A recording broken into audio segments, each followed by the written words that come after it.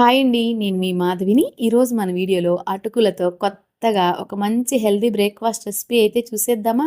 ఇది చేయడం చాలా సింపుల్ అండి. 5 నిమిషాల్లో అలా చేసుకొని ఇలా తినేయొచ్చు. ఈ సమ్మర్‌లో ఈ రెసిపీని ఒకసారి ట్రై చేయండి. చాలా బావుంటుంది. మరి లేట్ చేయకుండా రెసిపీ చేసేద్దాం రండి. ముందుగా ఒక బౌల్ మీద స్ట్రైనర్ పెట్టుకొని 2 కప్పుల మందపాటి అటుకులు. ఈ అటుకుల్ని చూస్తున్నారు కదండీ! ఇలా మందంగా ఉండే అటుకులే తీసుకోవాలి. ఇప్పుడు నీళ్లు పోసి 1-2 సార్లు శుభ్రంగా కడుక్కుందాం. నేను తీసుకున్న ఈ అటుకులు అయితే చాలా నీట్‌గా ఉన్నాయండి. అంటే క్లీన్ చేసి ఇస్తారు కదా! ఆ అటుకులు అన్నమాట.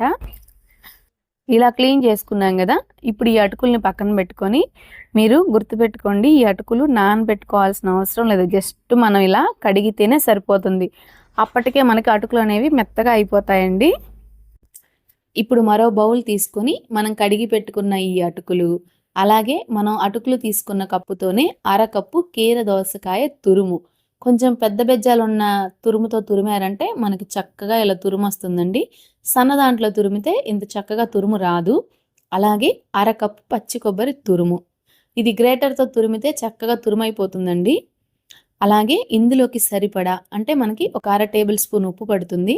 మీరిక్కడ ఆ అటుకులు గానీ లేదా మరమరాలతో గానీ రెసిపీ చేసినప్పుడు ఉప్పు అనేది కొంచెం తగ్గించి వేసుకోండి. లేదంటే మనకు ఉప్పు అనేది ఎక్కువైపోతుంది. ఇప్పుడు ఒకసారి బాగా కలుపుకుందాం. ఇలా కలుపుకున్నాం కదా! ఇప్పుడు ఈ బౌల్‌ని పక్కన పెట్టేసుకొని, ఇప్పుడు స్టవ్ మీద ఒక మట్టి పాత్ర పెట్టుకొని, ఓకే అండి, మన ఇంట్లో ఏదుంటే అది. ఇందులోకి 1 టేబుల్ స్పూన్ ఆయిల్ వేసి, ఆయిల్ వేడైన తర్వాత కొద్దిగా పచ్చిపప్పు, కొద్దిగా మినప్పప్పు, ఒక గుప్పెడు నిండుగా పల్లీలు. పల్లీలు కొంచెం ఎక్కువైనా తక్కువైనా ఏం కాదు. అలాగే ఒక చిటికెడు ఆవాలు వేసి వీటిని దోరగా వేయించుకోవాలి. ఇలా దోరగా వేపుకున్నాం కదా! ఇప్పుడు ఇందులో టీ స్పూన్ జీలకర్ర, సన్నగా కట్ చేసిన ఒక 3 పచ్చిమిర్చి ముక్కలు, ఒక 2 రెబ్బల కరివేపాకు, కొద్దిగా అంటే కొద్దిగా ఇంగువ వేసి మరో నిమిషం పాటు వేపుకుందాం. మనం ఇలా వేపుకోవడం వల్ల పల్లీలు అనేవి చక్కగా వేగి మనకి ఇందులో తినేటప్పుడు మంచి రుచిగా ఉంటుందండి. అందుకు కాబట్టి పల్లీల్ని ఎర్రగా వేపుకోవాలి. ఈ వేడికి ఒక నిమిషం వేపామంటే చూడండి పల్లీలు ఎంత మంచి కలర్ వచ్చేసాయో. ఇలా వేపుకున్నాం కదా! ఇప్పుడు ఇందులో ఈ పోపుకు తగ్గట్టు ఒక చిటికెడు సాల్ట్ వేసి ఒకసారి కలిపేసేసి మనం కలిపి పెట్టుకున్న ఈ పోహా మిక్చర్‌ని ఇందులో వేసి స్టవ్‌ని సిమ్‌లో పెట్టుకొని మధ్య మధ్యలో ఇలా కలుపుకుంటూ ఒక 2 నిమిషాలు ఇలా మగ్గించుకున్నాము అంటే ఆ పోపులో ఈ పోహా మిక్చర్ మగ్గి తినేటప్పుడు మంచి రుచిగా ఉంటుంది.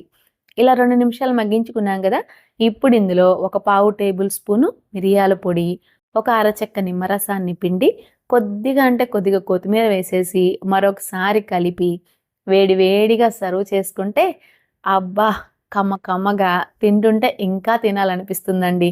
మనం వేసిన ఆ పచ్చిమిర్చి, ఆ పల్లీలు అవి ఉన్నాయి కదా!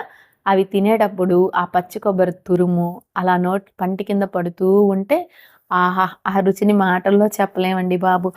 చూసారు కదండీ! చేయడం ఎంత సింపులో. మరి మీరు కూడా నేను చేసిన పద్ధతిలో ఒకసారి చేసి అది ఎలా వచ్చిందో కామెంట్ సెక్షన్‌లో చెప్పండి. ఈ వీడియో నచ్చితే ఒక లైక్ చేసి, షేర్ చేసి మన ఛానల్‌ని సబ్స్క్రైబ్ చేసుకోండి. మరో మంచి రెసిపీతో మళ్ళీ కలుద్దాం. Thank you. బై.